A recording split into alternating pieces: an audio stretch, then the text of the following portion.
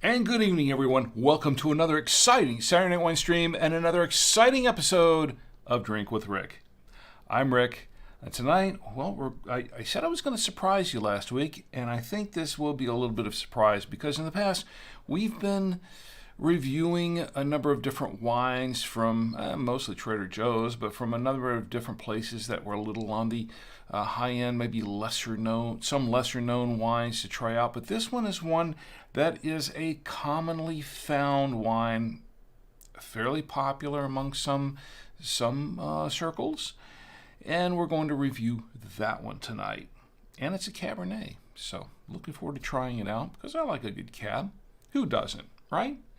All right, well, I've got the wine and I have a coffee. As I said last week, I promised last week we were going to review a coffee, and we are going to do that tonight as well. Plus, we have some really nice foods to pair the wine with. And, well, we're going to, where's my itinerary here? Yes, here we are. We're going to open, pour, taste, and review the wine, pair it with food. We're going to I'm going to tell you a little story about this wine, too, about the winery that makes this wine, the family behind this winery. And I'm also going to bring out some national days to toast. We're going to toast some national days. We have a few to toast. And also, we're going to review the coffee, and we're going to tell some dad jokes that are directly related to one of the national days. I think you can guess what it is. Also, we have tonight's sci-fi trivia questions. So please join me in the chats. Of course, if you're joining me here for the first time or the 225th time, because this is the 225th episode of Drink with Rick on the Saturday Night Winestream. This is, of course, a stream of consciousness kind of show. We're live on about 4 different venues, so you can join in the chats live. But this is somewhat a stream of consciousness show. I do have the show notes. They're right here as always, but I don't always follow them verbatim because I rely on the chats to help drive a lot of the show because you are part of the show. So get in the chats, join in here on this Saturday night, and get with me. We'll drink together. We'll be merry together. Hey, that's what the show is about. Now, you can get in the chats. I'll tell you where you can get the chats here live on... Let me pull that up here for just a moment. There we go. The web page, drinkwithrick.com. You can go to drinkwithrick.com. You can find all the links there at drinkwithrick.com for the Saturday Night Winestream. We are live on our Facebook page at facebook.com/drinkwithrick. Our YouTube channel is youtube.com /@drinkwithrick. Twitch, we are live on Twitch, twitch.tv/drinkwithrick and the number 1, all one word. We're also on Odyssey. Odyssey is odyssey.com /@drinkwithrick, and the number 7. We are live in all those venues with live chats. Now, you can also watch live at our website at drinkwithrick.com. I do not have a live chat going on the website itself, but if you click on the episode, that's last week's episode. I don't know what that's all about. But, I know what that's all about. There's always some kind of little glitch there. I forgot to post that live. There we go. Now, let's see. It should be showing up now. There's always some little glitch because I don't have a producer. I'm doing this all myself. There we go. There's tonight's episode. If you go to tonight's episode, click on the link for the title for tonight's episode, Mondavi wine and organic coffee with time-sensitive dad jokes. Yeah, there's a clue right there. You go down, scroll down there, you will see a comment box. Put in your comments in the comment box, and I will respond in kind. It won't be right away, but I will respond, and I'll see if I can read the comments in the next episode of the Winestream. Also, you can subscribe to the show. If you can't watch now live, you can't watch later, you can subscribe to the podcast. The podcast, if you go to the subscribe page at drinkwithrick.com, which is where I am right now, you can subscribe via Apple Podcasts, Google Podcasts, Spotify, Amazon Music, your favorite Android device here, iHeartRadio, Blueberry.com, the good folks at Blueberry, great people. Podcastindex.org, that's the Podfather's website, Adam Curry, and by email, oh yes, TuneIn, can't forget TuneIn, and Deezer, and the RSS. You can subscribe via RSS as well. Yeah, I'm old school here. Also by email, if you click on the by email button right here, you can subscribe by email. Just put your email address in that little box right there that I'm showing, if you can see it, and you will get you put your email address in that box, send it off to me, click on the little blue subscribe button, and you will get the latest episode of Drink with Rick as soon as it drops, and no salesman will call. It's just for the show. Of course, you can buy me a coffee if you want, or 2 or 3 or 5 or whatever. If you buy me a coffee, that'll help support the show. Actually, let me pull that up for just a moment, because that is also an option there. You can buy me a coffee. Let me go back to that page here, and if I can find it again. There we go. You can buy me a coffee there, and click on that little blue button and put in your donation there, and that really helps me to get the show out to you. It doesn't really pay the bills per se, but it really helps, especially approaching the holidays, where I use those funds to pay for the prizes that I give away on the show, and that I'm going to be giving away during the holidays, because I want to do the drinking game. We're going to have some other fun. So please, if you can donate there. Also, you can follow and subscribe and like and all the good stuff on all those venues, on Facebook page and YouTube and wherever we are. Also follow me on Twitter. That's fine. You can do all of that if you want. There's no obligation to do that, but if you like the show, please follow, like, and subscribe. That really does help support the show and what I'm doing here each Saturday night, which is really just entertaining you and having a great time. That's what this show is about. Now, keep in mind, if you're in the chats, I want to mention that we don't talk about politics. We don't talk about religion on the show. We don't talk about things that tear people apart. We want to talk about things that bring people together, as wine does. That's what we want to do. Get together and just, get together with old friends, meet new friends, and just have a good time. That is really what this show is about. All right, so having said that, let me go check the chats one more time, for the first time, actually. And my good friend Ed is in the chat, and Ed says, "Hey, Rico," and it's great to see you, Ed. Hey, right back at you. It's great to see you. I'm glad you're here. Thanks for stopping in, and I hope you'll hang around for the show, because we're going to have some fun. Those folks watching on Twitch, please jump in and say, we've got folks watching there, jump into the chat and tell me how you're doing. And also on Odyssey and on YouTube. I want to make a mention first before we start the wine, just as a reminder that this coming November 18th, Saturday night, I'm going to be premiering Space Apes from Ice Planet Alpha. We're going to do it on the show in segments, but it's in entirety, and we may do a giveaway or two as well. And I'm looking forward to this. Is going to be the official launch, the official premiere, you should say, or re-premiere, because it did premiere in 1992, but we only showed it once or twice.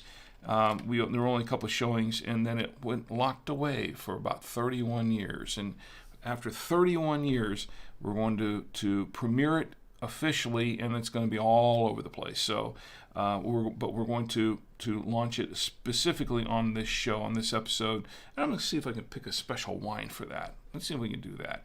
Anyway, I hope you join me for that. This will be November 18th at 10 p.m. Eastern time, not Eastern Daylight Time.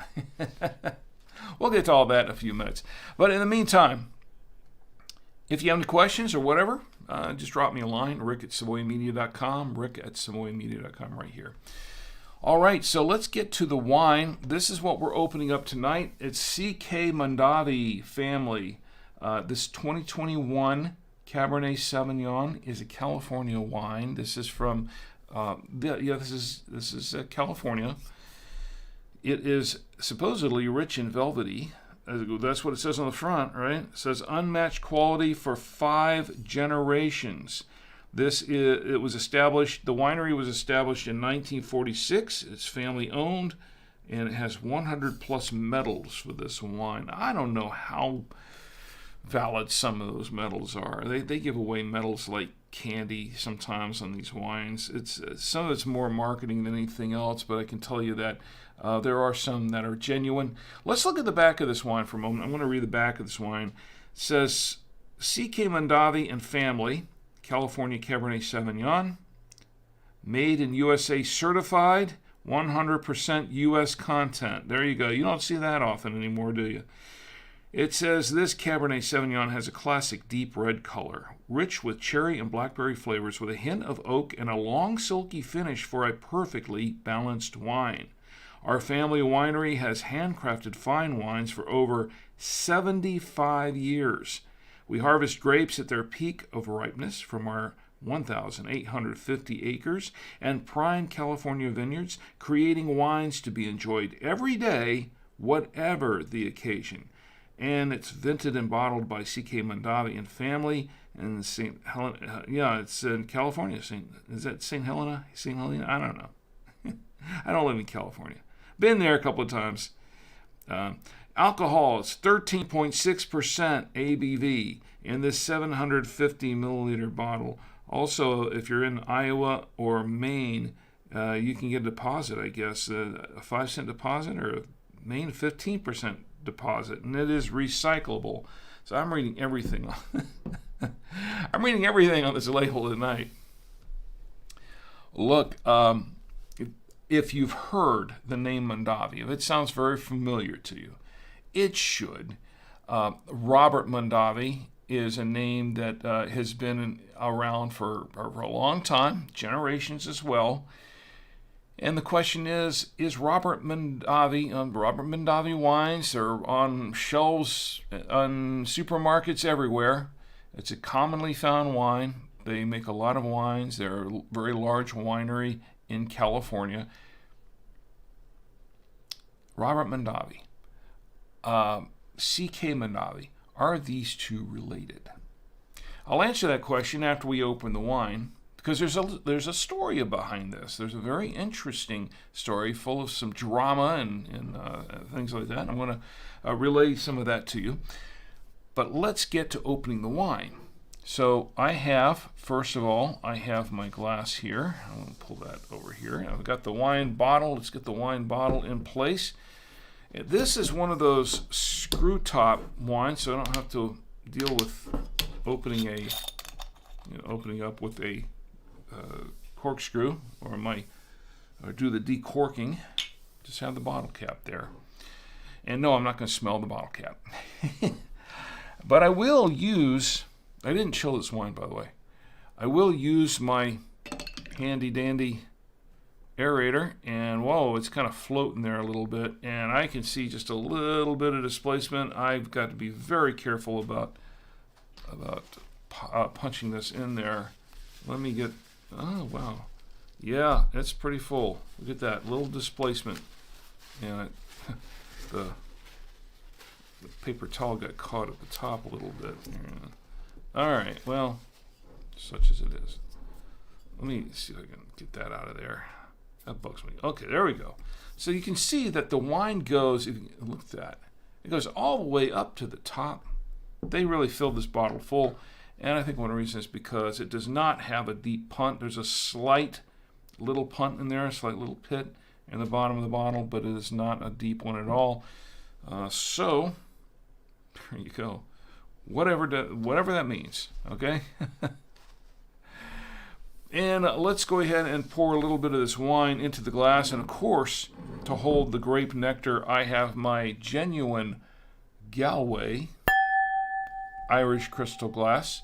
given to me by my employers at BuyTwoWayRadios.com. I also, to hold the glass, I also have my official Drink with Rick coaster, and I plan to give a few more away during the holidays. So please show up for that. All right, we're going to pour a little bit of this wine in here into the glass. Get things started. There we go. Get things going there with the wine. And then we're going to give it a good swirl. And you know, I've kind of more or less made my swirl music officially the more cowbell. We'll give it some more cowbell. So let's go ahead and do a little swirling and give it just a little more, because it needs more cowbell.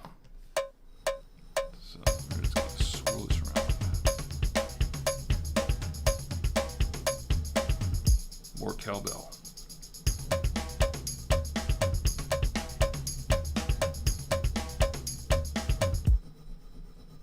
Okay. All right. I think we got it. That's a good swirl. I can smell the aromas coming up here. I'm getting a few whiffs of some aromas here. I'm going to give this a good whiff and a good taste. But first, before we do that, let me check the chats one more time, and then we'll learn a little bit more about the wine. And Ed, I hope you had a great week. I hope everything went well for you this week. And I hope everybody's doing well. Everyone watching on all these venues where we're live.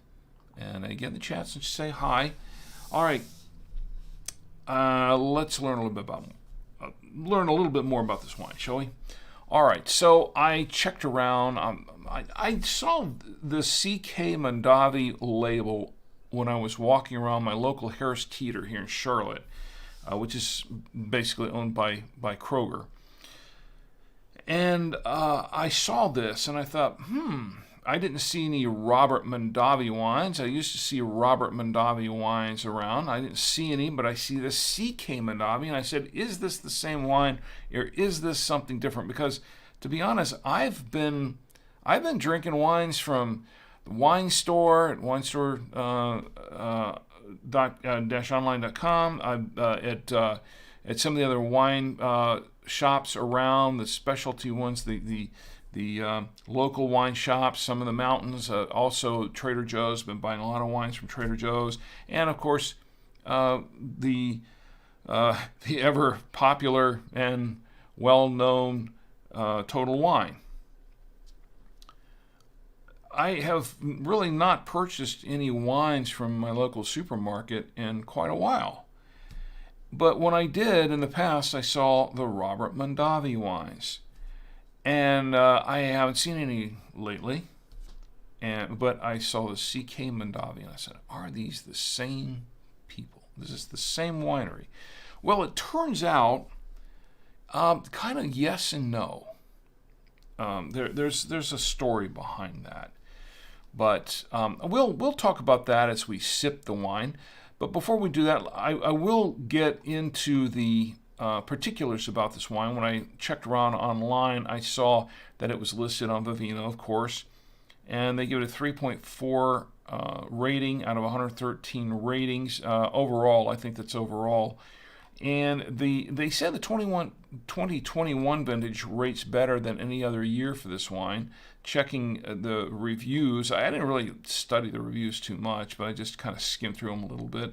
They seemed to fairly. Someone thought, it was okay. It was okay. Now, some people really liked it, and others just said, it's all right.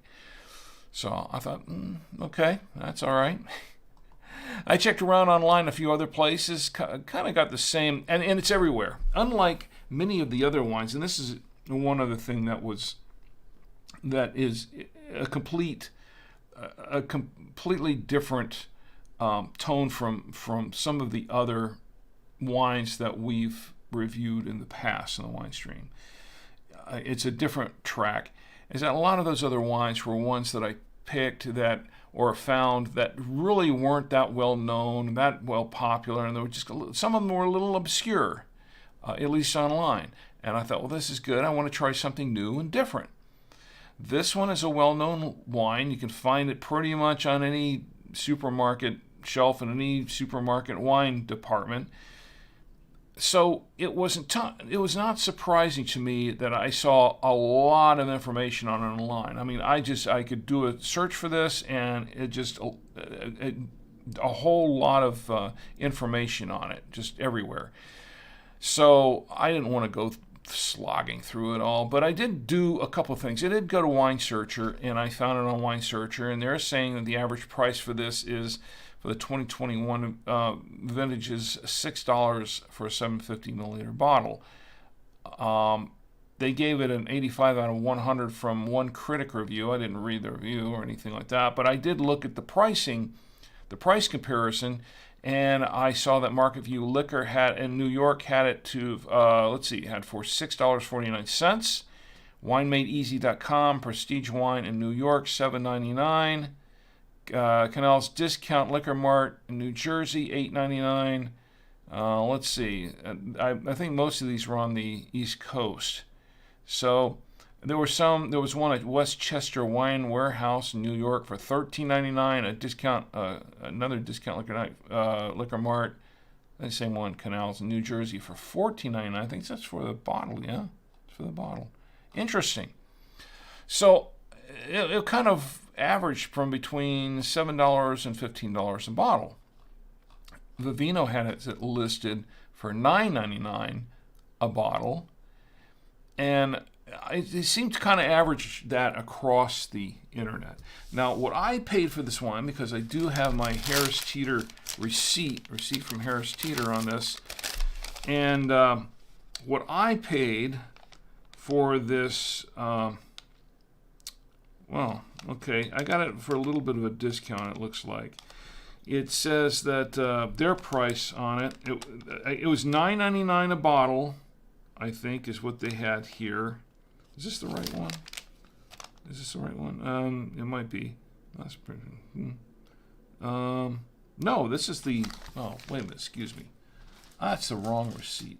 Where's the other receipt? Where's the right receipt here? Oh, I don't have the receipt for it here.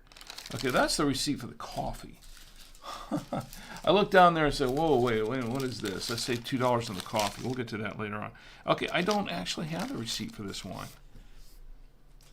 So to be honest, I'm not really sure what I paid for it, but I think it was, $9.99 sounds about right. Let me see.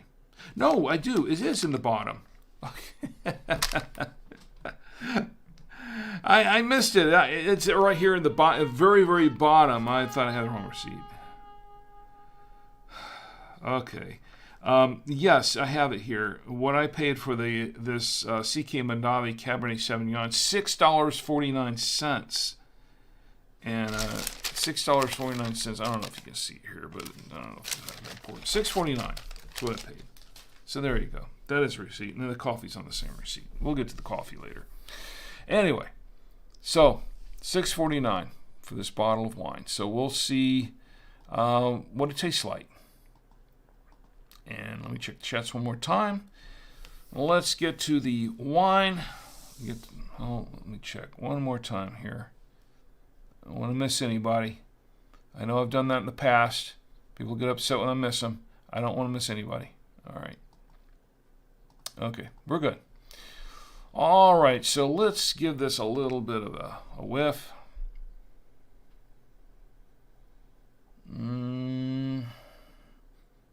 Got a mix of a cherry and strawberry. Mix of cherry and strawberry. And a little bit of oakiness on the nose. Let's give it a taste.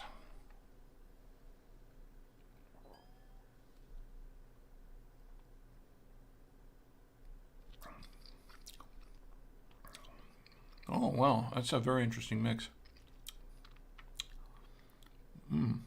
Cherry and, I feel like I'm tasting blueberry in here. Ooh.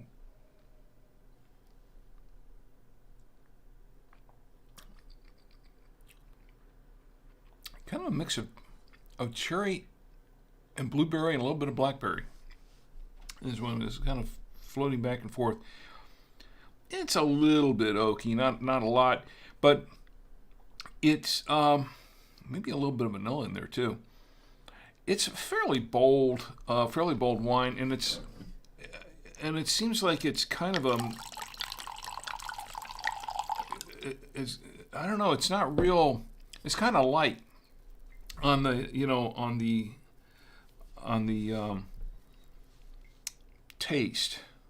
It's bold. It's bold tasting in the sense that it's kind of, it comes on bold, but then it kind of ends on a really light. I don't want to say it's watery, but it's kind of a bold taste, but it has kind of a very light. It's really weird because it doesn't look. The complexion isn't that light. It's kind of medium bodied, but it tastes light bodied. It has a bold taste, but it's light bodied. If that makes any sense. Very interesting combination.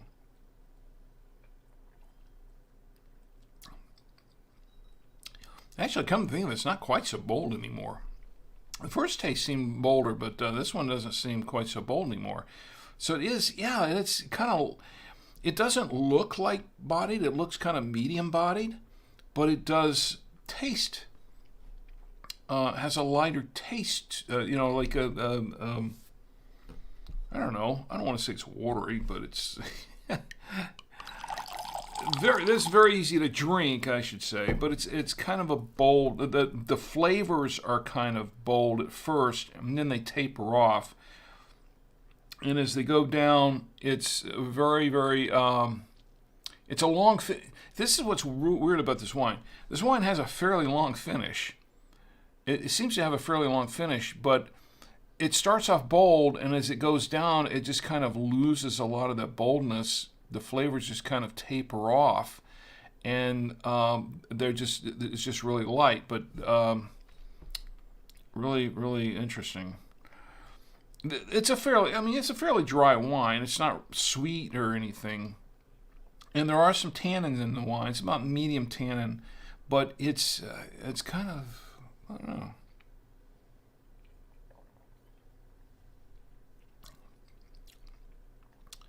Yeah.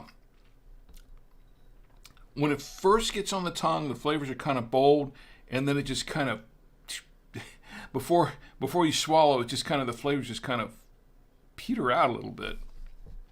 It's interesting. It's a fairly smooth tasting wine. Not exactly what I expected when I opened the bottle. I expected this to be like a super bold wine. Interesting, because it's kind of started off that way, and it's kind of not really. But it does have a long finish. It stays with you. And 13.6% alcohol, is that what it said? It seems about right. It seems about right. But it's the blackberry is starting to go away.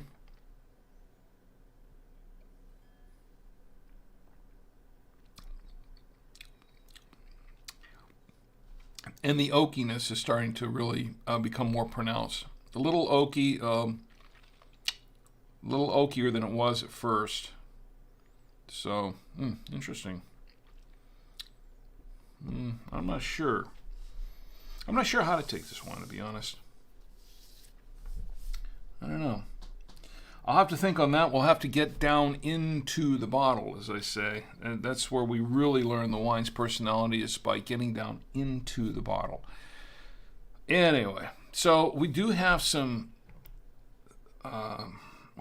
foods to pair it with, and I haven't shown you the foods. This is what we have prepared tonight. Tonight we have leftovers, of course. Always leftovers. But we had some barbecue tonight, and this barbecue was, I think what she prepared, what my lovely wife, she prepared, this looks like, well, we had some beef brisket, and then we had some beef rib. And this was from Midland Barbecue down the road from us. And we love the beef rib. It's really, really good. Very rich, very tender, fall off the bone, literally fall off the bone tender. And then their beef brisket is also quite good. So let's go ahead and, I tell you what, let's go ahead and try it with this. I'm not sure if we have the brisket or we have the, let's see. It's the brisket. We have the brisket here. All right. That's good. Barbecue beef brisket. I don't have any barbecue sauce. Let's pair it with that. Interesting.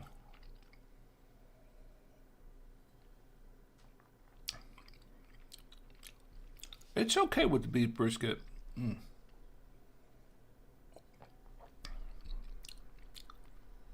It's all right, but it seems the wine seems to be a little bit weak compared to the brisket. It does bring out the barbecue flavor more. It does do that, but it seems to me that the wine doesn't really really add any kick to it, so to speak. It doesn't really. I think we need a wine that's more tannic than this, and one with a little bit more body to it. That's what I was looking for. More body.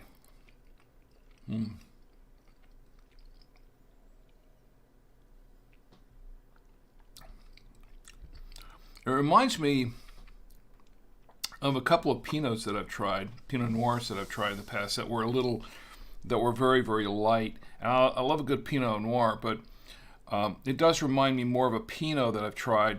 That was, yeah, they're very, very light wine. I'll have to say this. I can't say I'm disappointed, but it's just that I didn't expect this from the cab. The cab, I expected a little bit more tannin, and I expected a little bit of a bolder wine, and it's kind of weird because it started off. I mean, when I first put it in my mouth, it seemed fairly bold, and then it just kind of all went away. So interesting.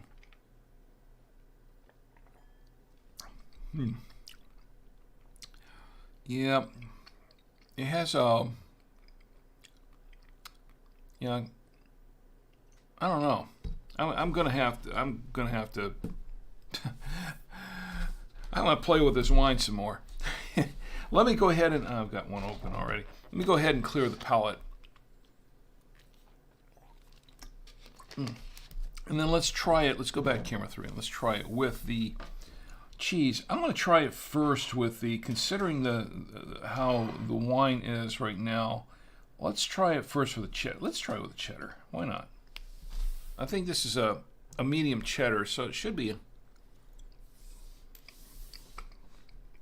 Could go okay with that. Let's see.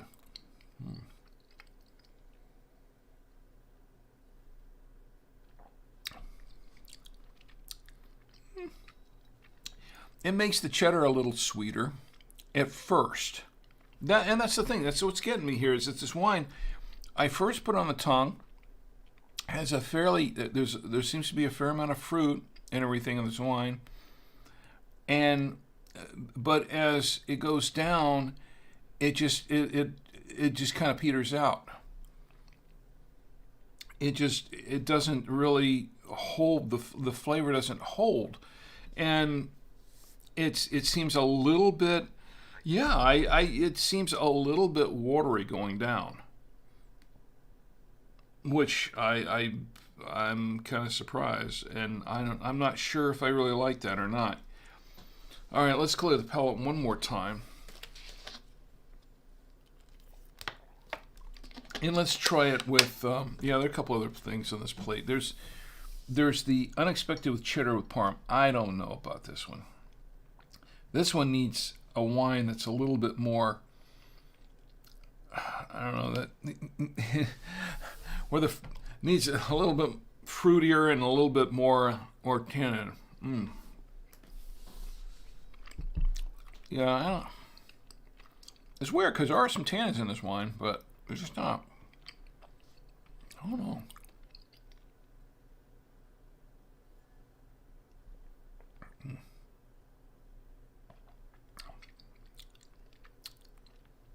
It's all right.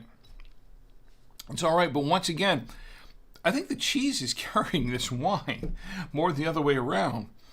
It's not so much that they're pairing together, it's more like the cheese is kind of adding some flavor to the wine as opposed to the other way around. I'm sorry, but I know there's some people that had reviews that said, yeah, it was pretty decent and all that. Let me look at this. Yeah, wait a minute. Here's one that they're saying it's very light for Cabernet. And yeah, and somebody else is saying it's a little thin. Yeah, I agree. I think that's the word I'm looking for. The word I'm looking for is it's thin. It kind of thins out. Kind of weird. Anyway, it's like it starts off okay and then just kind of and then it doesn't end very well. All right, let's go. We got one more item to try. I'll try it with that. Why not? Let's clear the palate one more time. And let's go to camera 3.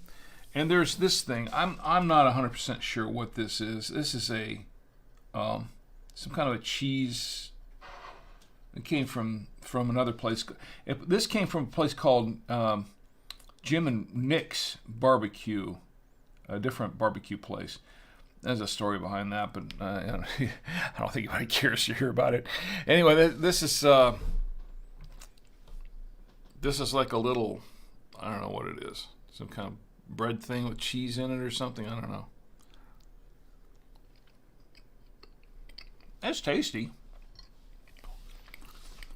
We'll see if it saves the wine. Let's see.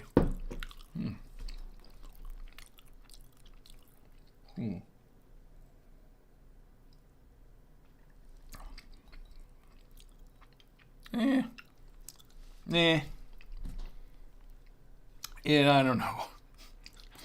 I don't know if anything in that plate really can save this wine. Ooh, save me, Obi-Wan. You're my only hope. No, I don't think anything. It's all right. Maybe the coffee's better. We'll see.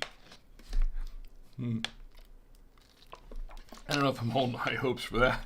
The way things are going. All right, so the wine, I don't know. We'll give it some time to open up and all that stuff. But I'm not holding on a lot of hope for this wine, to be honest. I'm sorry to the Mondavis, but oh yeah, and I'm going to tell you the story about the Mondavis. Okay, let me tell you the story behind this wine. So I did a little research there. I'm trying to figure out, okay, wait a minute, I've heard of Robert Mondavi, and to be honest, I was never crazy about Mondavi wines, and I did find them to be bolder and they were fruitier, and they were okay. They were okay, but after spending a lot of time and a number of years doing the show, experimenting, trying out a lot of other different wines, realizing that there was a whole world of wines out there. A wine such as like the Mondavi wines, which I consider more almost table wine or something. It's something that's so common that I really, I don't know, I didn't really try one for years and years. And when I saw the CK Mondavi, I thought, well, what happened to Robert Mondavi? Well, it turns out, here's the thing. Yes, they are related. Robert Mondavi, I did some research on this. Robert Mondavi, he passed away, about 12, 13 years ago, so 2008, I think. And he was well known for because his family came over here from Italy, so his family is Italian winemakers, and his family, I think his parents, Cesare and Rosa Mondavi, they came from the Marsh region of Italy, and I think they lived in Minnesota for a while. And then when they moved to Lodi, California, and when he was, I guess, in high school or so, and his dad established this fruit packing business, and I think at some point, I can't remember at some point, what point it was. I think they acquired the Charles Krug winery, and that was in California. So, for a while, he and his brother, there were two brothers. There was Robert and I believe it was Peter. And if I'm trying to remember how the story went, in fact, let me look it up, because I think there's some other information on this that I missed, but I want to make sure I don't have any of this wrong. Let's see if I have this. Okay, I'm looking at some of the history here, looking around on the internet. So, it looks like they bought the Charles Krug winery in Napa Valley in 1943, and he and his brother were running it for a while, and his brother Peter, that was his brother's name, and they worked on this together. And then at some point, I don't remember exactly when, but I think the story goes they had a falling out of some sort. It even came to kind of like a fist fight of some sort with he and his brother, because I think Robert was if I remember the story correctly, Robert was the one that was more into the marketing end of the wine, and Peter was more into the developing the grapes and the process and that sort of thing. And they had a falling out at some point, I think because Robert wanted the wines to be of a higher quality or higher caliber or something like that. I don't remember what the deal was. But so they had this falling out, and then Robert Mondavi went and started his own winery, basically. I guess that's what it was. So he ran his winery basically from the late 1970s on up to, I guess, the early 2000s. And let me see if I can find some other information. Let me see. Okay. In 1966, apparently he opened up the Robert Mondavi winery, and he worked that with his sons. He had two sons at the time. So, 1966, I think it's founded the winery, apparently.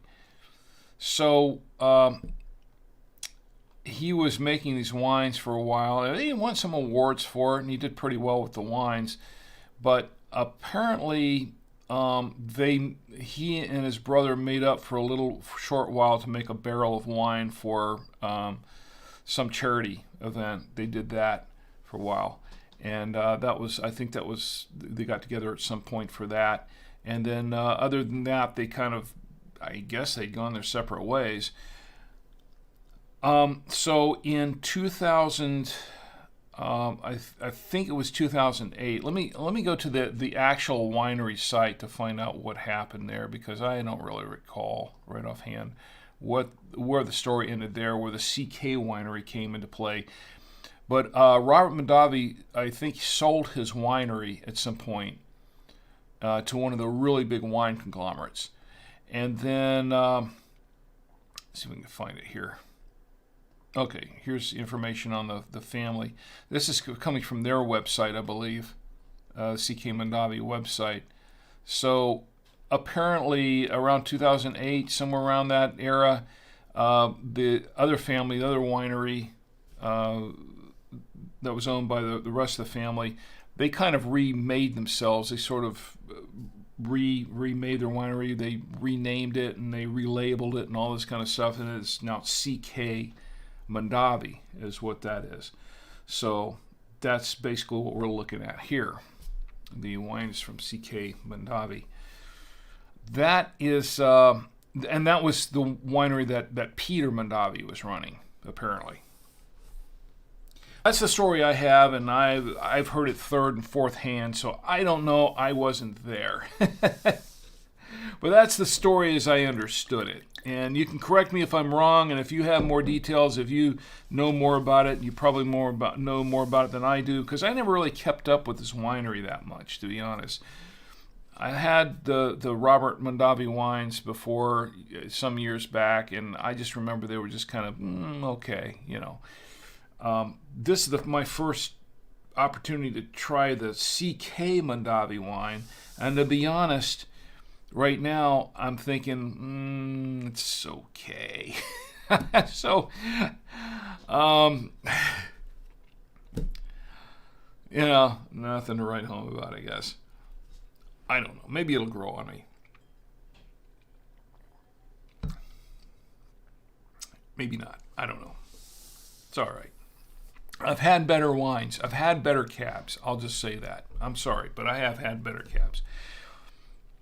And I'm not a sommelier. I'm not a wine aficionado. I'm not a wine expert. I don't have a trained palate for this sort of thing that has gone through decades of training. I'm just an everyman that likes to drink wine, like 99.999% of the rest of us are. And that's my opinion on this wine. And your opinion may be different. And there's some people that might really, really like this wine. I don't know. I don't know. I've had better wines.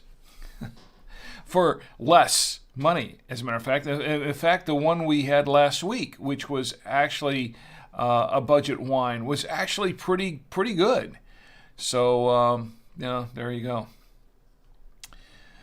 Apparently, there was a 2004. That was a December 2004 Constellation Brands. This is coming from Wikipedia now. Of course, we all know Wikipedia is perfect.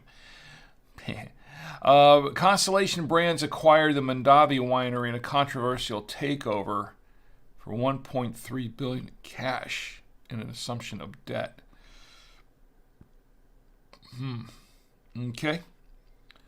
And Robert Mondavi died in 2008 at the age of 94. From what I understand, he was a pretty decent guy. He was a real benefactor. He's donated a lot of. He's been involved in charities and donated a lot of things. So it's he was. I don't want to talk bad about Robert Mondavi. May you rest in peace. I'm just not a big fan of the wine. That's all. I'm sorry, but I'm not. So anyway, I'm not a fan of this one anyway. Apparently, Robert didn't have much to do with this. Anyway, so that's what I know about the Mondavi, CK Mondavi, and the Robert Mondavi wineries, which isn't a whole lot. So don't take my word for any of this. Go look it up for yourself, because I'm probably wrong on probably all of it. So, or most of it. Anyway, that's just the way I heard it.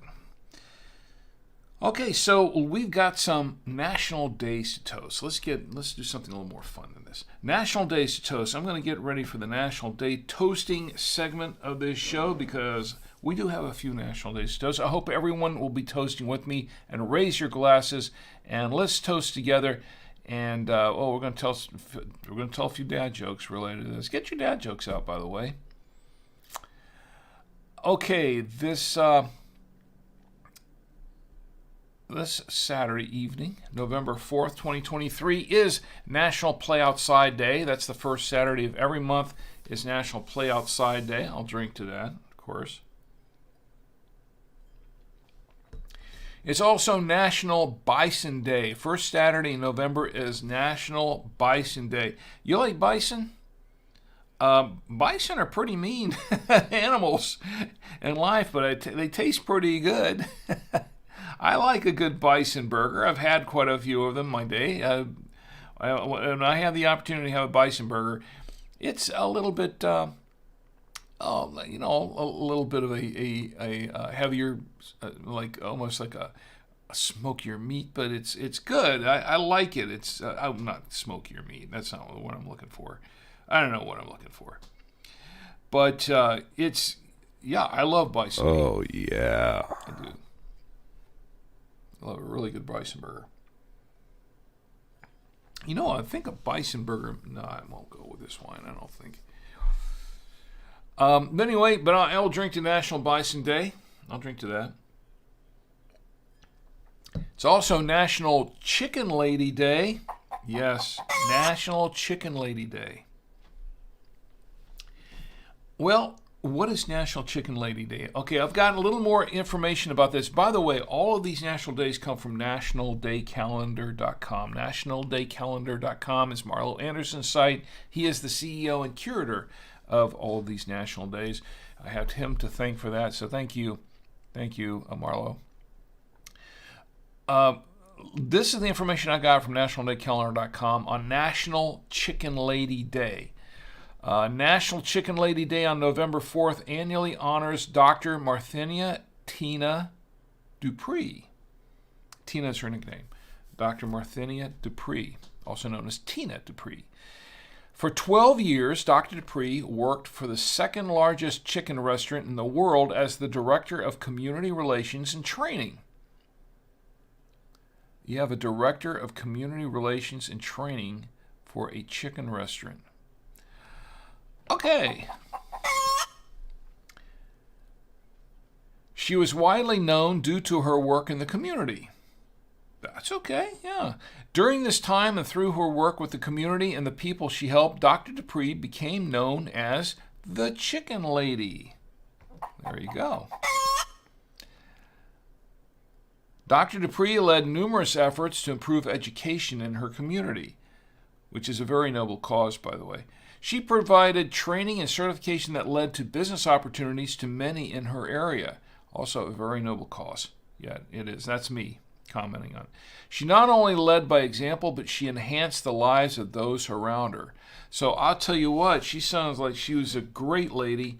And I just say here to Dr. Marthenia Tina Dupree, also known as the Chicken Lady, here's to you and to National Chicken Lady Day. I'll drink to that. National Chicken Lady Day. All right. And it's also, of course, by the way, can I do some for November 5th first? No, we're going to do this. All right, November 4th, today, November 4th, for another hour and 8 minutes, it is. Are you ready for this? I'm not ready for this. Are you ready? It is National Candy Day. National Candy Day. I will drink to that. Here's a National Candy Day. Ooh. And in honor, we're honoring National Candy Day. My lovely wife, Chi, has prepared this. Now, you can't see it from, looking down from the top, it may not look like a lot, but let me show it to you from the side, from head on here. This is what we're looking at. Well, that's what we were looking at before I ate the food. You see that right there? In honor of National Candy Day, my lovely wife, Chi, has prepared a bowl of candy with, it looks like a tree there with some mint and grape there. It looks like she has a nice tree going next to that, but she has a bowl of candy. And that's really, really nice work. Everything in here is edible. The bowl is made of, it looks like the bowl is made of an apple. And it looks like, I want to say there's a radish on the bottom that's holding up the apple. And she's got the tree going. She has mint from her garden and a grape, it looks like, stuck in there. And I think what she has it stuck in there is I think it's a piece of apple. I'm not 100% sure. I think it's a piece of apple. Anyway, if Chi is in the chat there, she can tell me, she can give us the particulars as to what exactly it is. But it looks really nice. And the candy is edible.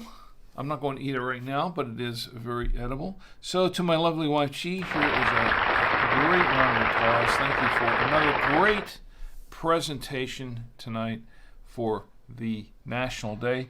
And, of course, let's drink to National Candy Day. Actually, I've got something a little bit more appropriate for that. Here we go. National, there it is.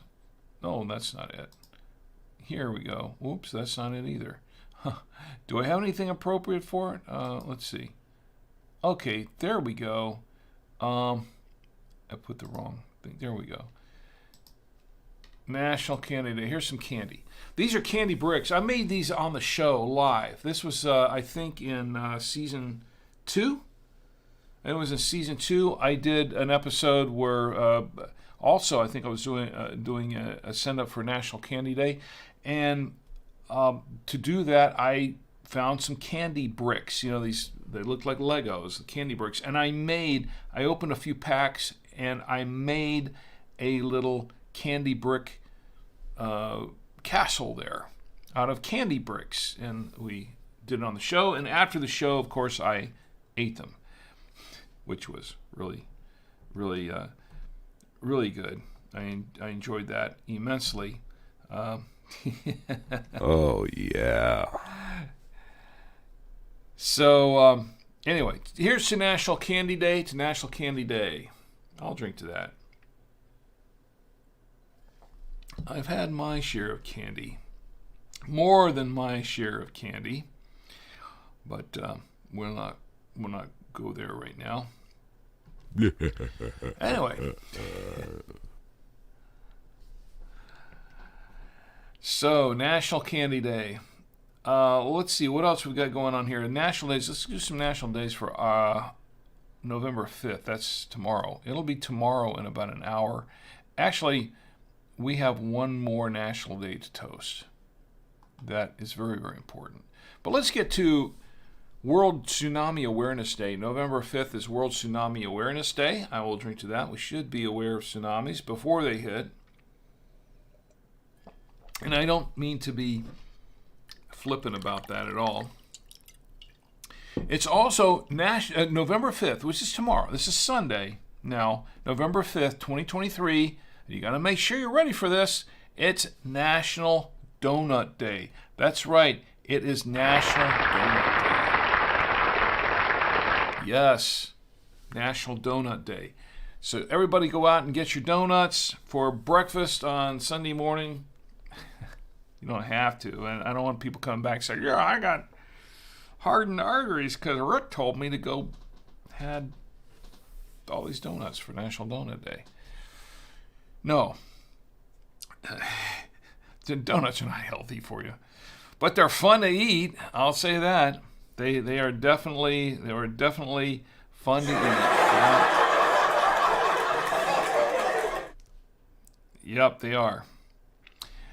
So, National Donut Day. For National Donut Day, I'll say I'll drink to that. Why not?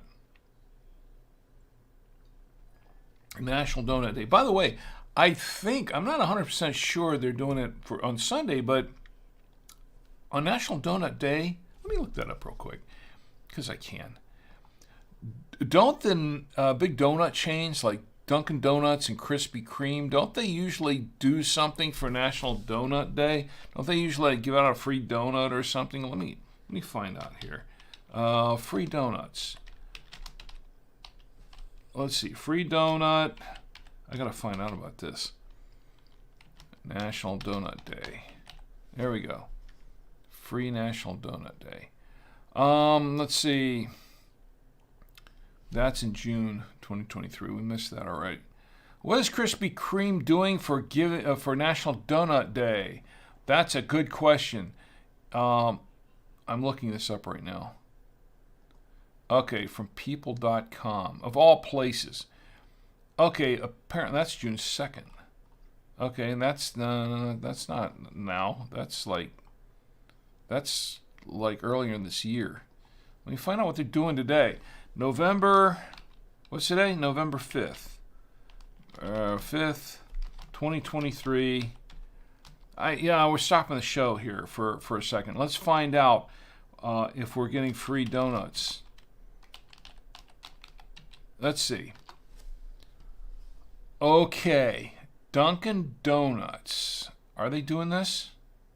Are they doing this? I don't know. Yes. All right. According to Dunkin' Donuts, I'm reading this from their site, directly from their website. It says, and this is dated November 3rd, 2023, as we bid farewell to daylight savings on November 5th and brace ourselves for winter on the way, Dunkin' is here to keep you running. And it says, add a sprinkle of joy to your Wednesdays with one free classic donut when you order any beverage. I'm reading this from the website, and you can go look at Dunkin' Donuts. I didn't find anything at Krispy Kreme, by the way. They might be doing the same thing, but you can check it out. By the way, this is not a promotion for Dunkin' Donuts. I'm not being paid. Okay, this is not a paid promo for Dunkin' Donuts. I just want to make that clear right now. All right? Of course, if they want to pay me for it, that'd be fine too. You know, really. But no, they're not paying me for it.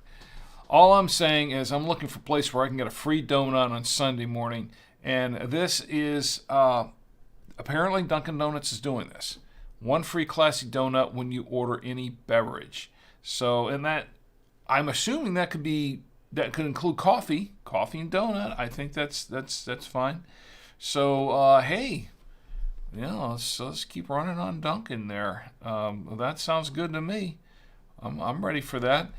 So, not that I need it, because donuts. Well, come on. After all, donuts made me what the man I am today. That's for sure.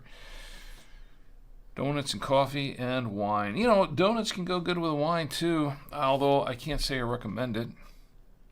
So there is a deal going on with Dunkin' Donuts. There's probably one going for Krispy Kreme. I don't know. I tried to find it on the website. I didn't find anything there. Google hasn't been a big help on that. And there might be some other local donut shops doing the same thing. So you might want to check around and see what kind of deals are available. So anyway, back to the show. Here's to National Donut Day. I will drink to that again. Oh. Gotta do it right. There we go.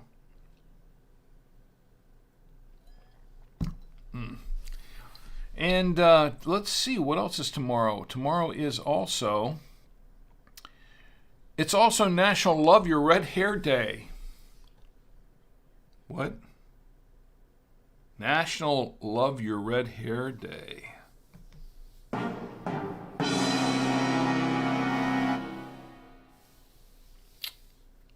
didn't know I had any red hair. National Love Your Red Hair Day. Okay, whatever. I'll drink to that. Why not? I like redheads. I like everybody. I like everybody, including bald people. I like bald people. I are one. All right, so Ed, you're awful quiet right now. Too quiet. Okay, what else we got here? All right, so did we do National Canada Day? Yes, we did. All right, there's one more day that we have to toast. It's inevitable. I was saving this one for last because today, well, not today, it will be today in 56 minutes. It's going to be November 5th, 2023. And you want to know what happens on November 5th? All right, November 5th. Where's my drum roll? November 5th, 2023. Daylight savings time ends. There you go. Daylight savings time ends officially November 5th. And I just want to say that I am very thankful for that.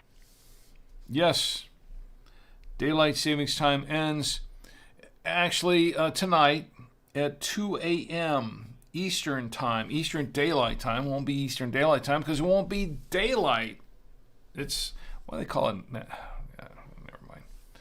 Look, I remember back before daylight savings time. My, how times have changed. So tomorrow morning, at 2 a.m., just a reminder to everybody. Here's to actually National Daylight Savings Time Day, by the way. The end of National Daylight Savings Time. I will definitely drink to that. Here's the end of National Daylight Savings Time. And I'll drink to that again because I can. And because this wine is so watery. There you go. I've never been a fan. Do you like daylight savings time? I've never been a fan of daylight savings time. Let me switch this over here. I've never been a fan of daylight savings time. And the reason is because it just throws off everybody's body clock. And they say it's actually not even healthy, especially when you're changing back. They're saying that it's not good for you health wise, and it throws everybody's body clocks off. Right? It does mine. But I'll tell you what.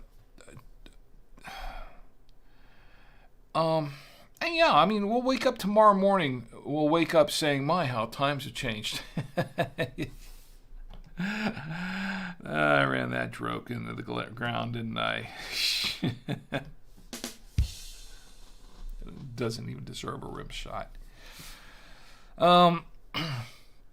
Look, the thing about daylight's time, I never really, I don't really get the point of switching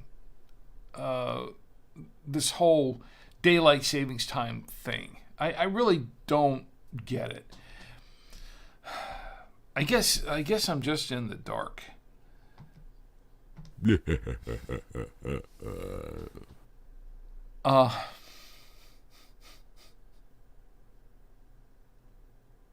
Not really. I'm serious. I was just joking. Okay, that was a dad joke.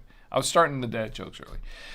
Really, I understand daylight savings time. I understand the general concept of it, but why do we have to change the clocks at 2 a.m.? I always have trouble staying up that late to change my clocks. You know,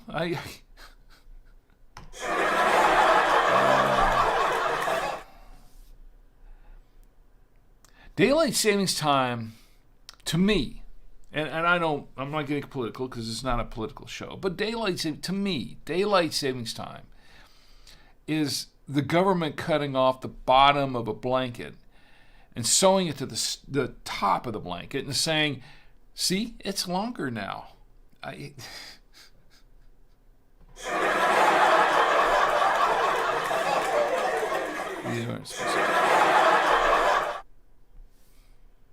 Don't laugh again. Anyway, I've been working 24/7 to come up with a joke about daylight savings time. I'm still working on it.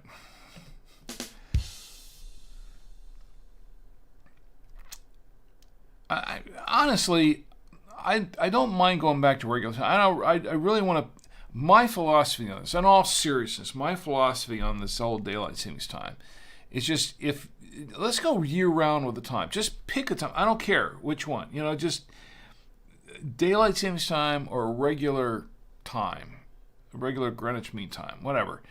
Just pick a time and just stick with it. That's my philosophy. Just pick a time and stick with it, and that way, you know, that. I remember Victor Borg once said, "I don't mind going back to daylight savings time. With inflation, the hour will be the only thing I've saved all year." Victor Borg said I didn't. That deserves a rim shot.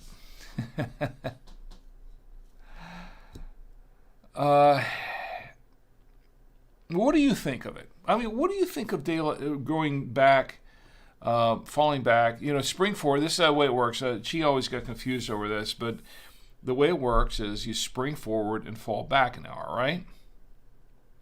So What do you think about daylight savings time? Do you like it? Do you want to stay? You want to keep doing this spring forward, fall back business, or do you want to just pick a time and stay there? You want to get rid of daylight savings time altogether? Hey, send me your comments at rick@savoymedia.com. rick@savoymedia.com. Let me know, and I'll read your comments on the next episode. Put them in the chat now. Actually, if you're in the chat right now live, put in the chat and let me know what you think of the whole daylight savings time. We go through this every year, don't we? And it's funny because every year they say, oh, we ought to do something about this daylight savings time business. Because a lot of people hate it. A lot of people don't like it. Hate's a strong word, but a lot of people dislike it. We'll say that. Aren't happy with it. But, and every year they kind of talk about it, but nobody ever does anything, right? That's right. Nobody ever does anything about it. So I guess it's with us for the long term. Let's see. Well, let's get to some dad jokes. I've got a few dad jokes on day. I had a few. I already gave them to you. I have a few more. Let's do some dad jokes on the end of daylight savings time. What do you call a dog with a Rolex? A watchdog. Yeah, that's an old one. I'll tell you what, though. What I think honestly of the return to normal time from daylight savings time, I'm not losing any sleep over it. What do you call a clock on the moon? A lunar tick.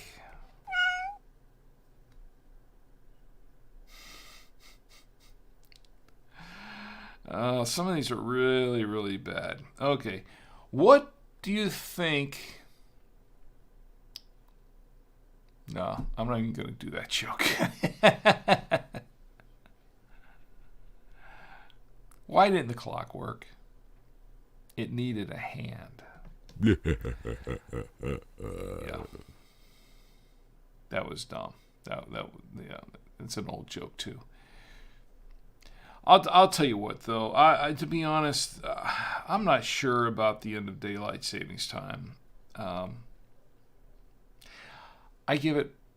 not sure about it, but I give it 4 months.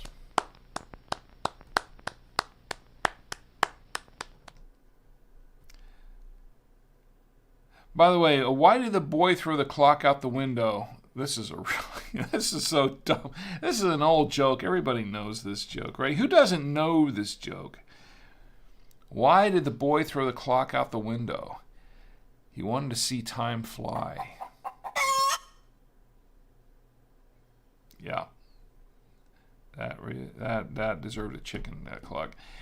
Why did the clock in the Chinese buffet run slow? It always went back for seconds. These are not good jokes. I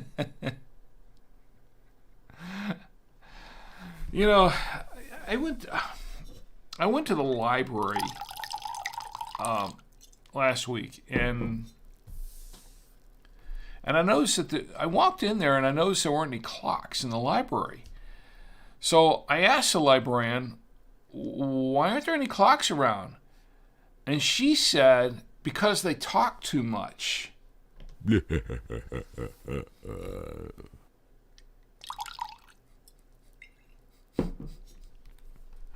Laughing at my own bad jokes. All right. Okay. Yeah, first of all, I didn't go to the library last week. Oh, it was the last time I went to the library. I don't know. All right. By the way,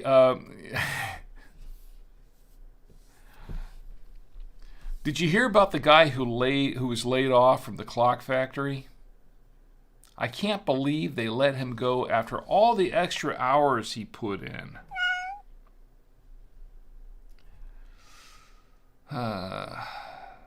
He didn't seem to do despondent about it, though. He said it was probably about time.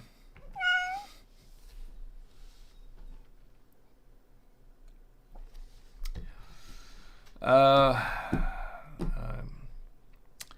do you know if your clock is crazy? It goes cuckoo. That did not deserve a worm shot. No, that did not. Okay. You know, I used to have a different watch than this one. This one right here that I wear every week. I used to have a different watch than this one. But I lost it. I lost the other watch. It was a nice watch, too.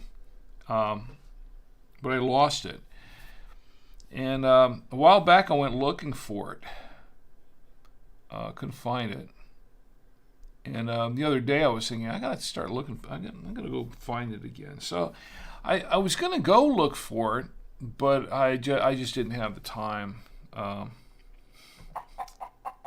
didn't work, did it? Now I know how these guys on the late night shows feel and their jokes, Mom.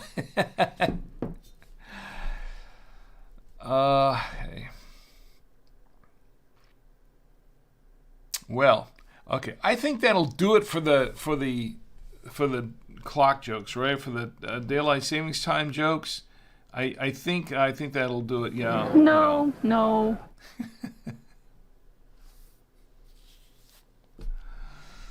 All right. Anybody else got any good dumb clock jokes? Time jokes? No. I think we're done with the daylight savings time jokes. Okay, I think we're past done with the daylight savings time jokes. Well, I must say that the entertainment was light tonight. At least we had all these daylight savings time jokes to fall back on.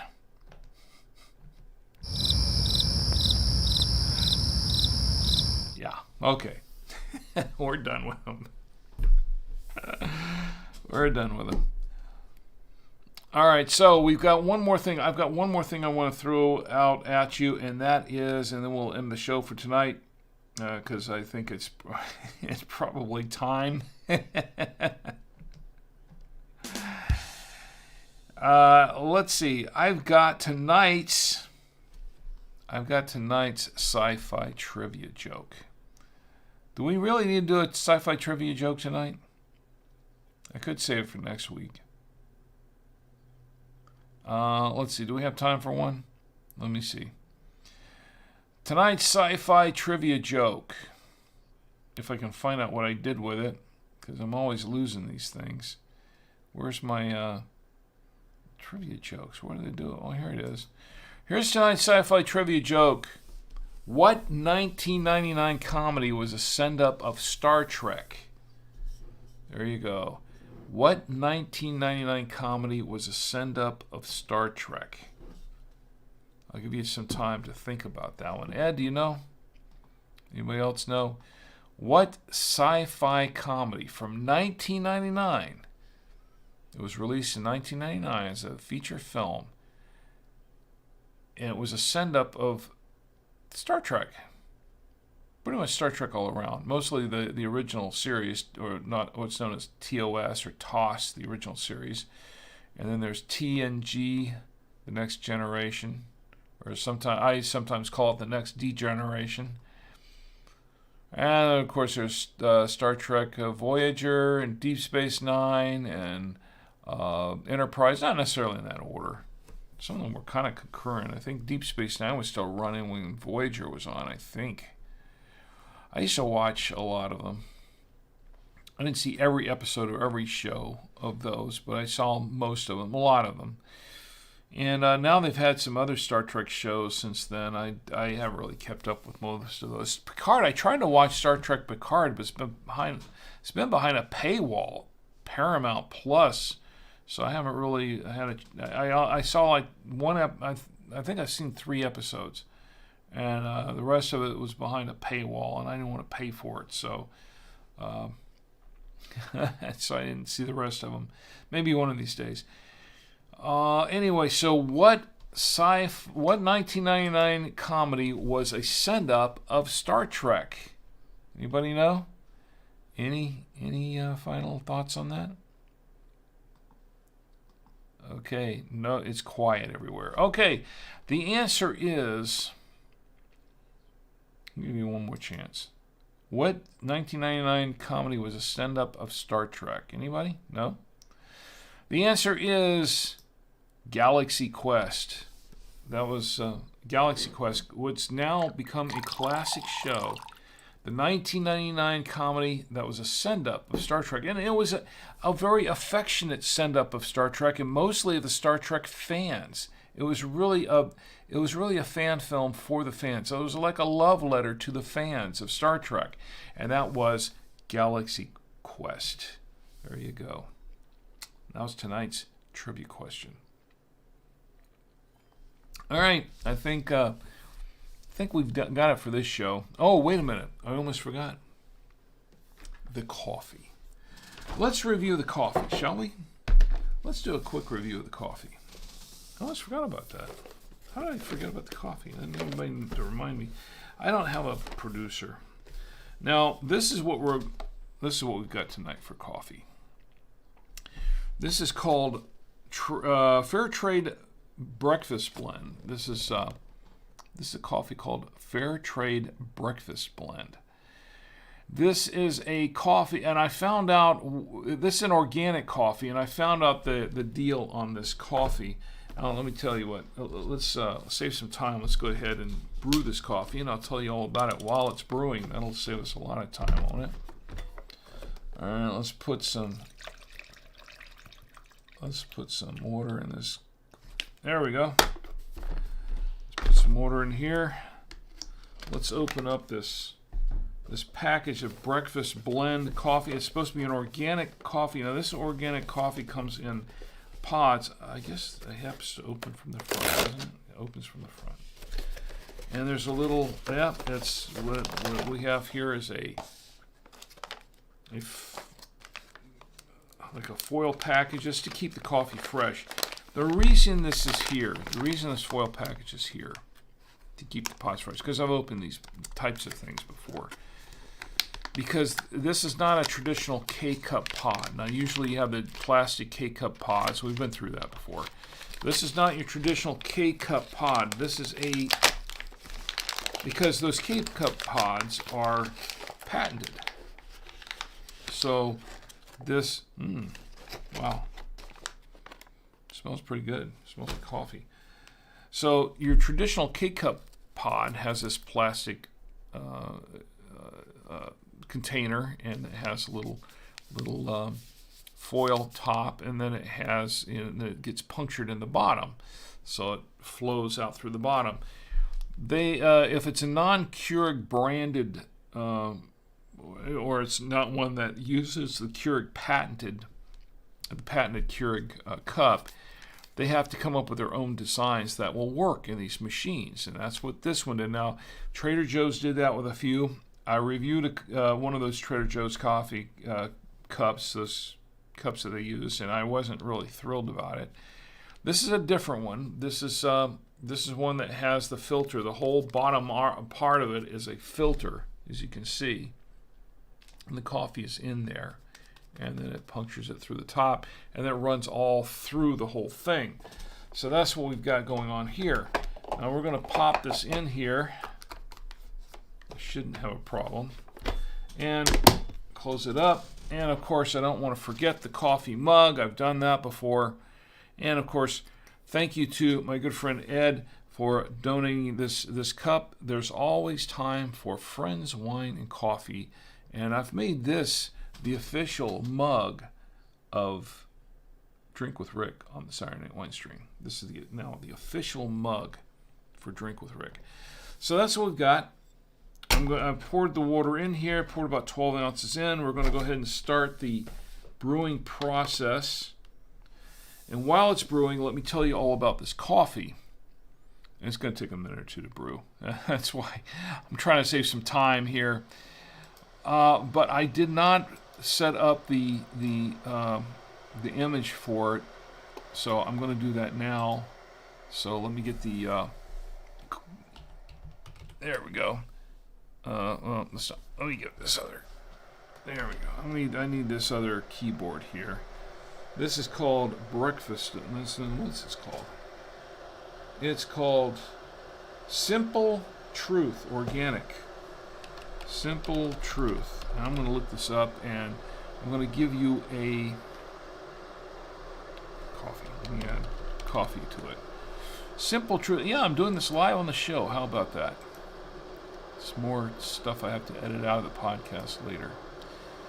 So, Simple Truth. Let me find the coffee. There we go. Simple Truth. Let me show you the front of this thing. And this is it right here. Simple Truth Coffee. This is a Simple Truth organic. This is an organic coffee.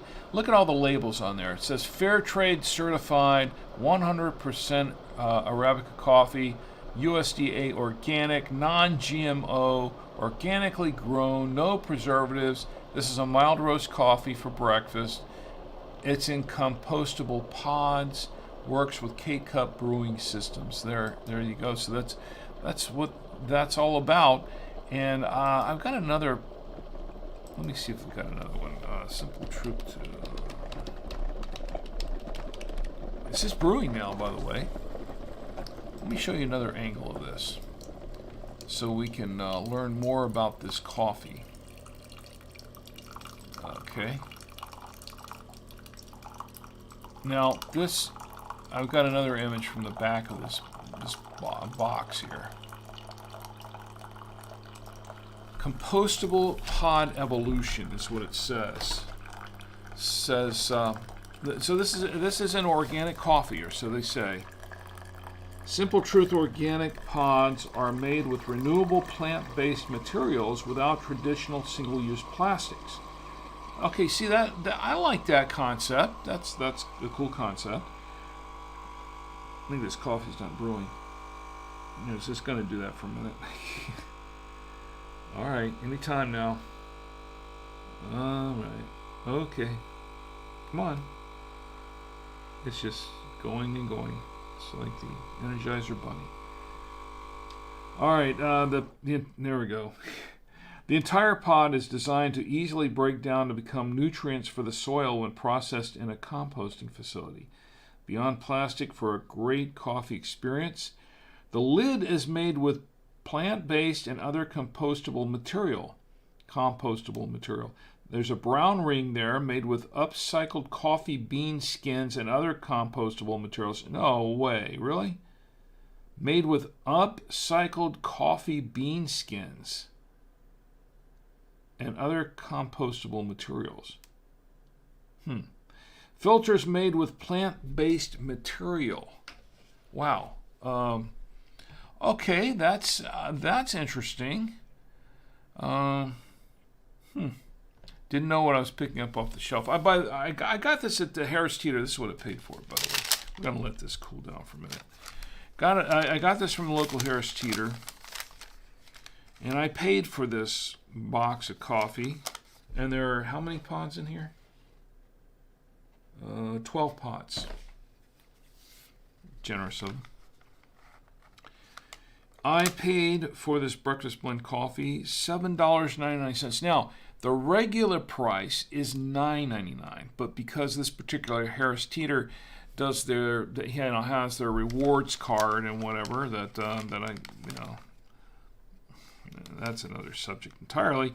But because of that, it's knocked down. They took $2 off and knocked it down to $7.99. Okay. We'll see. We'll see what the value is there when we taste this coffee, because we're going to taste one in just a minute. It's very, very hot, by the way. But it's I find this whole coffee pod, biodegradable coffee pod concept very interesting, very intriguing. But that's why it's in this foil container, just to keep the freshness. It's to preserve the freshness on these coffee pods, because if you expose these things to air for any length of time, any period of time, the coffee's going to dry out. It's going to go bad. It's not going to taste very good at all. So that's why they put it in there, and it seems to work pretty well. This is still pretty hot to drink. Let me give it a whiff. All right, smells like Arabica coffee. Smells rather strong and smells a little bit on the bitter side right off the bat. It's going to take a moment or two for that to cool down so I can try it. But it smells okay. It smells okay as coffees goes. Now, once again, this is apparently, I looked it up. The website is simpletruth.com. The website is on the bottom of the box. I don't know if you can see it there. Simpletruth.com. The thing is, I went on their website and I looked around, and as lo and behold, when I looked up Simple Truth, landed on their website, what did I see branded all over it? Kroger. Kroger branded. So this is a Kroger brand, apparently. Simpletruth.com is a website with their coffee, but it is a house brand coffee from Kroger. Kroger makes this coffee, as far as I know. That's what I got from it. So we did, and the reason I'm saying this is because a few weeks ago we reviewed a different coffee. It was what was it? It was a caramel coffee or something. It was a flavored coffee, and it was from Kroger. It was a different Kroger brand. And it was not that great. I was not impressed with it. Okay, it was kind of bland. It was kind of blah. I really didn't care for the coffee that much. We're trying another one from Kroger. I did not know this was a Kroger brand until I picked it up and brought it home and looked it up. So I don't know what to think about this coffee just yet. So I'm going to give it a fair assessment.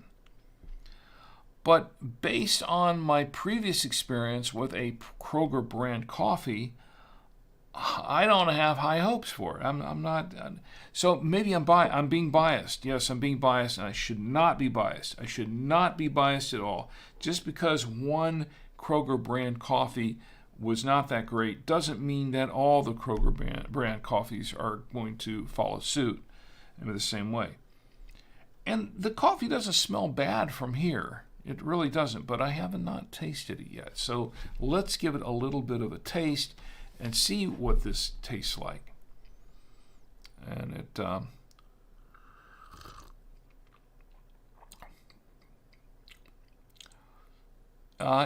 it tastes like coffee.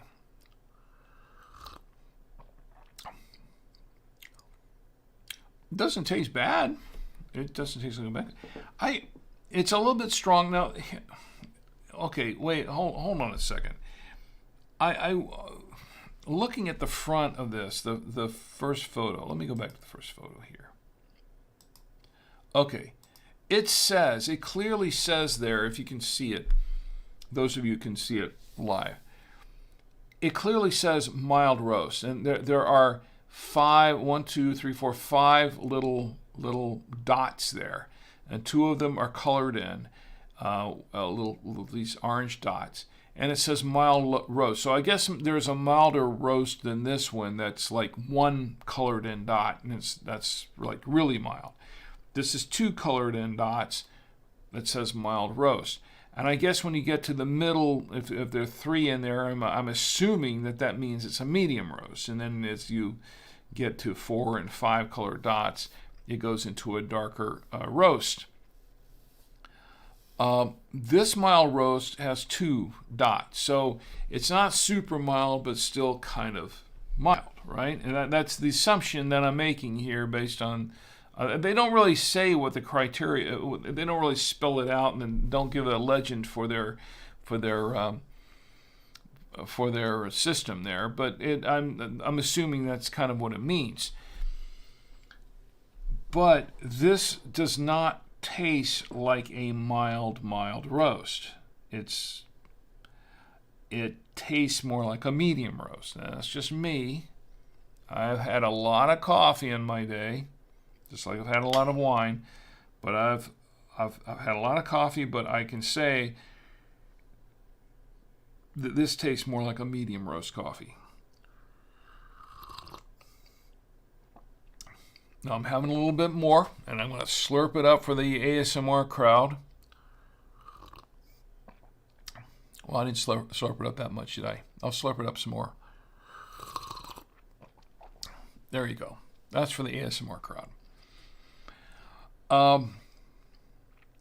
I guess it could be a mild to medium roast. It could be okay. It's okay. It's not super bitter or anything like that. It's not really oily tasting or anything like that. Not like that French roast coffee we had a few weeks back. That was very, very oily. This is okay.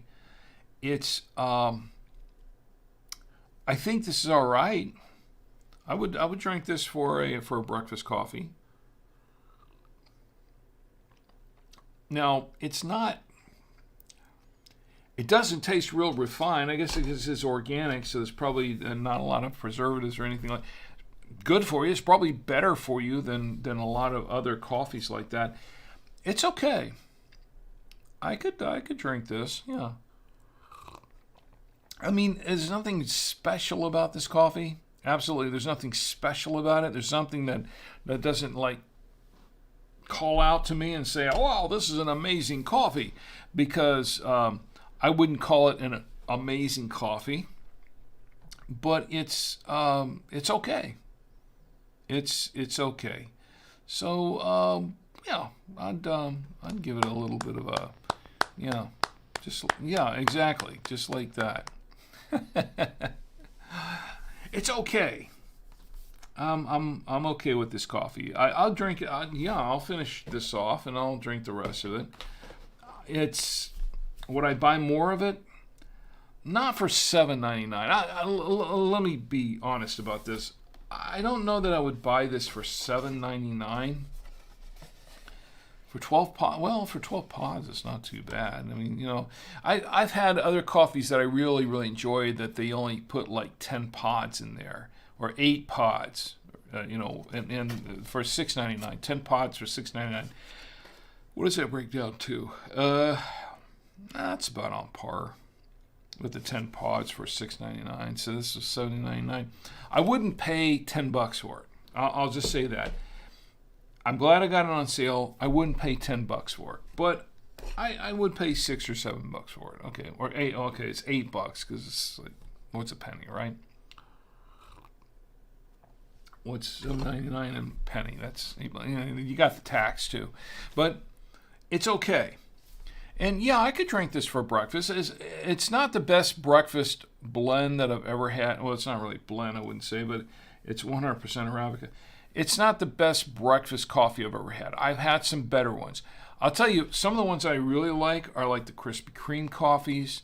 The Dunkin' Donuts makes a pretty decent coffee. This is okay. I wouldn't say it's on par with them, but it's okay. I like it. It's good enough. So that's my final review on that. That's the review I'm going to give it. It's all right. 3.5 stars, maybe. All right, so I guess that's going to close it up for tonight. I'm going to give a final review of the wine, just briefly.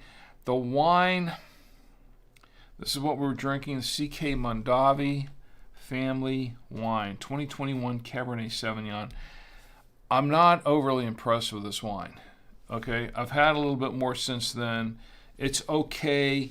It starts off, I mean, when you first taste it, it starts off fairly bold in the mouth, but then it just kind of, it kind of loses it, and it just becomes watery and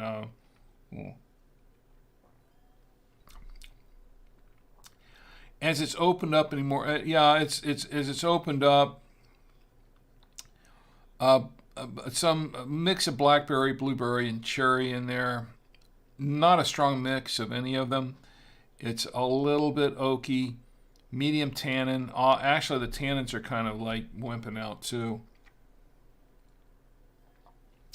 It's not. It is. It kind of it's a long-lasting finish, but there's not much to be said for the finish. It's just not. It's there, but it's nothing great about it. It's just It lacks.